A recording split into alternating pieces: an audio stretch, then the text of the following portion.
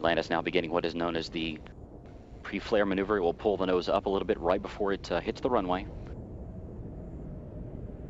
Its speed now 320 miles per hour.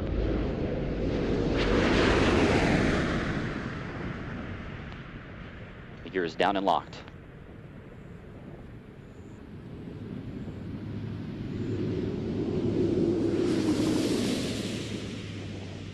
Main gear touchdown. Atlantis' nose being now rotated down toward the runway. The chute being deployed. And nose gear touchdown. Space Shuttle Atlantis now comes home to the Kennedy Space Center for the final time. 25 years, 32 flights, and more than 120 million miles traveled. The legacy of Atlantis now in the history books.